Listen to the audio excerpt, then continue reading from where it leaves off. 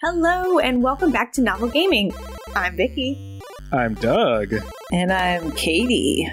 So let's talk about Stray. I'm so excited because it's been a couple weeks. I mean, it came out in July.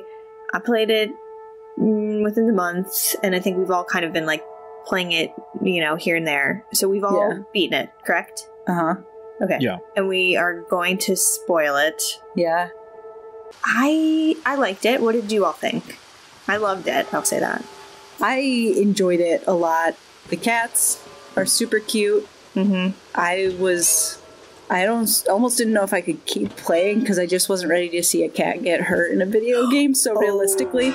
So like when that happened, I was like, is this going to happen more? I overall liked it and would totally play another game set in this universe about the same cat or a different cat.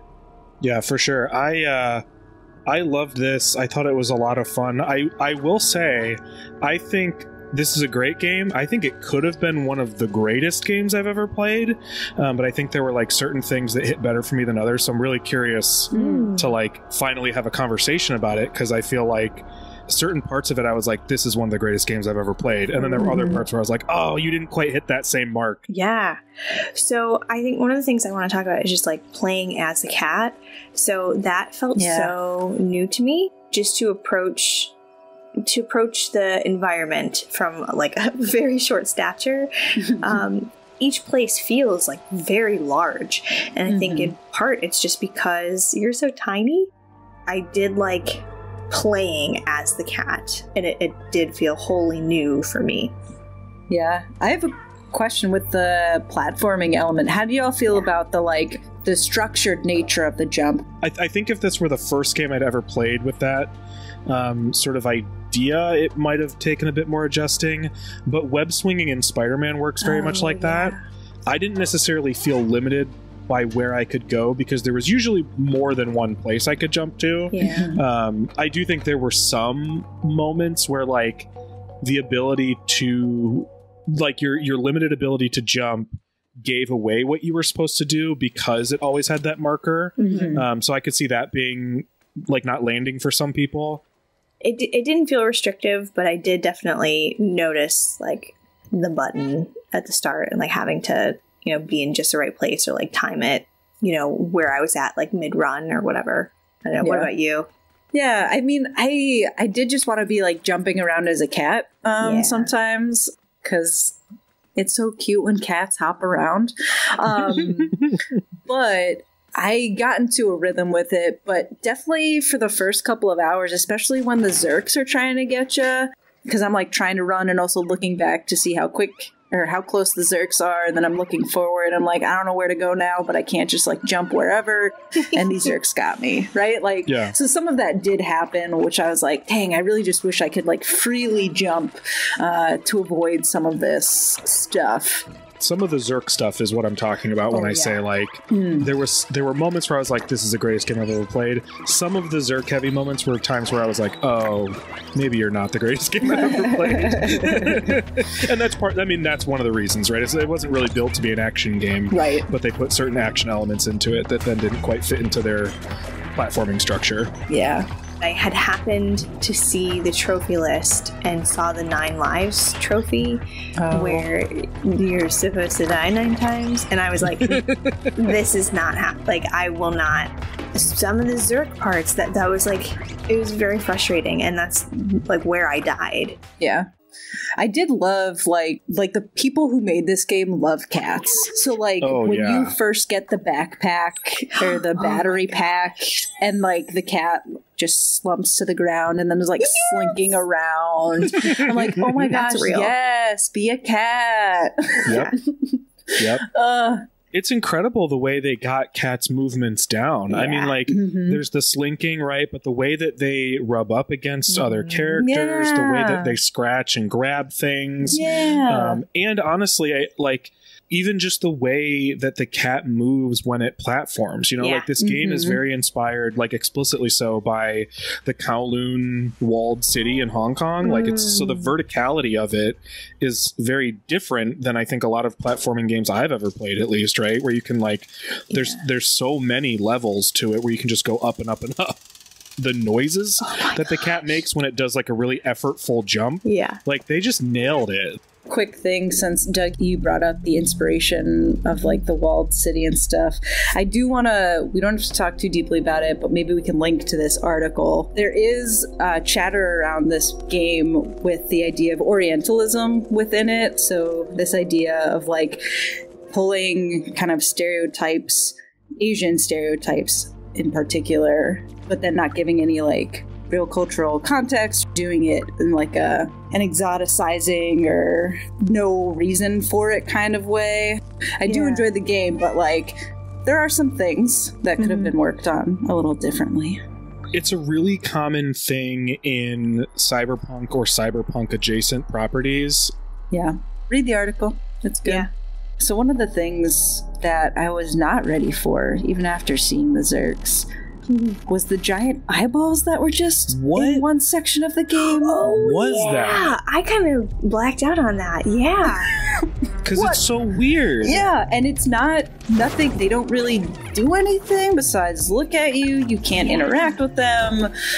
I was like, is this like how humans have evolved or something? Like, are these I thought the same thing. Oh. I was like, did something happen to the human beings that they're now like one large, like melted together organism? Like, gross looking thing. That is not where they leave us, but I'm so glad you thought that, Katie, because I was like, am I weird for thinking this? I mean, yeah, they don't really say what happens. Just they're no longer there. Yeah. Huh. Oh, shoot. They do reference a pandemic. Yeah. So that's like the only clue we really get as to like what happened to the humans. Yeah. But there's still, I mean, there's obviously things living that aren't just cats and Zerks. Right. Yeah. And we never get anything else. Yeah, because there were them. birds in the beginning. So there are other organic beings. Oh. What are those eyeballs? I was hoping this game would be fully like, I am just a cat, sort of like surviving and like kind of accidentally solving people's problems because I'm a cat bumping things or like discovering things. And then there's this portion in the middle where it's like, all right, now kill the monsters. And I was like, ooh. But then it doesn't go for too long. So I was happy that the eyes weren't more, because I was like, am I gonna have to fight a big eyeball boss? Like, I don't want to fight a boss. Just let me be relaxed in a cat. Yeah. Oh my goodness. Another cat thing that I really liked was hitting things off of counters. Oh my god. I understand why they do it now. It was so satisfying. I knocked everything off I possibly could. Oh, I have a question. I played this on PS4. Did you both play it on PS5? Or Vicky, did you play it on PS5? I played on PS5. Katie, what did you play it on? Okay, PS5. So I have a question for the both of you then, because I keep hearing that the haptics were really, they spent a lot of time on those, and that's not something I had. So all the cat behaviors, I think, incorporated these, right? With the scratching or licking or bumping and stuff like that. So I would love to hear more about that. I don't know how to describe the haptics a lot. But like the scratching in particular, it was kind of hard, which understandable because it's like wooden stuff, and there's probably a way you can like turn it down in the game. But I was like, dang, this might be tough for folks with finger stuff to like fully be able to do this for everything. So because of like resistance on the triggers. In general, I haven't loved haptics on the PS5 for that same reason, Katie. Like it's hard for me. That controller is a little bit bigger. It's tiring for my fingers. And so that is like the one cat activity that I didn't love. Yeah. So our non-cat characters, I freaking loved B12. I did not think... not that I didn't think I would, but like I was there for the cat, but then oh my god, I love this little flying robot. I appreciated B12 pretty much throughout. Yeah. I think I liked pretty much all the non-cat characters, except for the helpers at the end or whatever they were, the red robots. They like freaked me out. It was giving me like, I don't know, horror vibes. I felt bad for them. Yeah.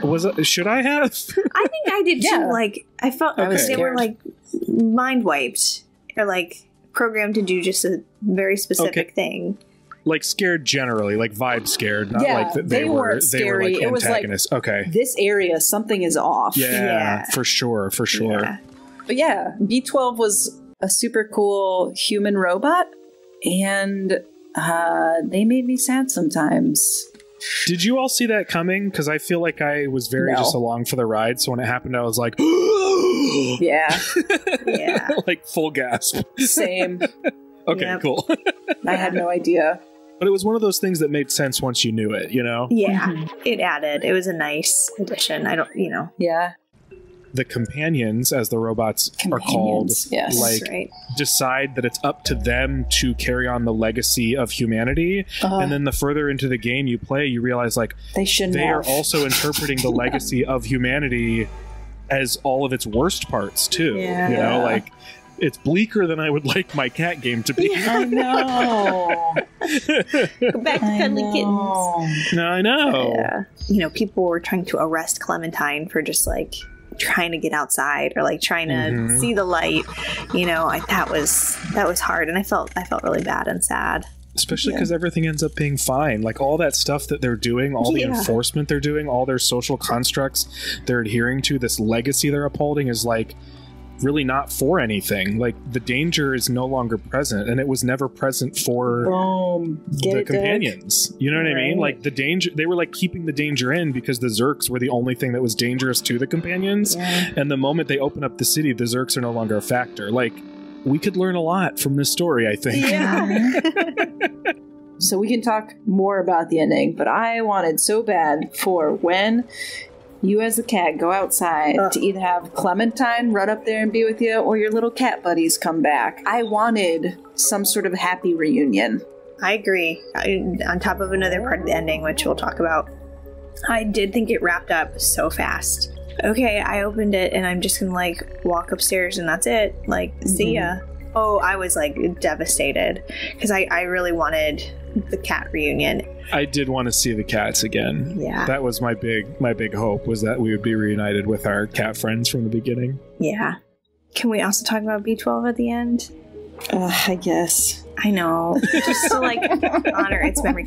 I did not see that coming. I was like you're saying like you got to recharge. I believe that you can recharge. Why couldn't you recharge? Vicky. And then I was like, oh my god, I just did this. Oh my, because like I didn't rush it, but like I just went for it, turned the last like switch on, and like I cried a pretty significant amount.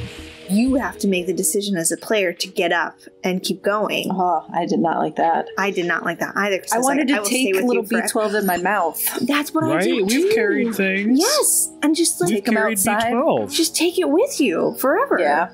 It was really bad.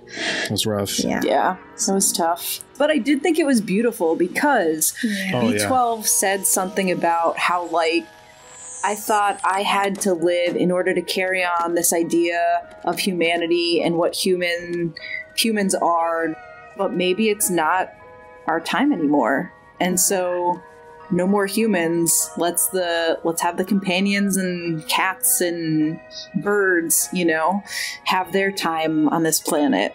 Agreed. Too much. Yeah, it was sad. Yeah. Well, I think this is a top tier cat game, so bring it on, other cat games of the future. Yeah, you're more than welcome. There's more than you're welcome. Yes. Oh yeah. That one worked. All right. Well, if you played Stray, let us know what you think in the comments below. And feel free to like this video and subscribe for more perfect content. If you want to hear a longer version of this combo, be sure to check out the podcast link in the description below. We're not kidding around. Thanks everybody for watching. Bye. Bye.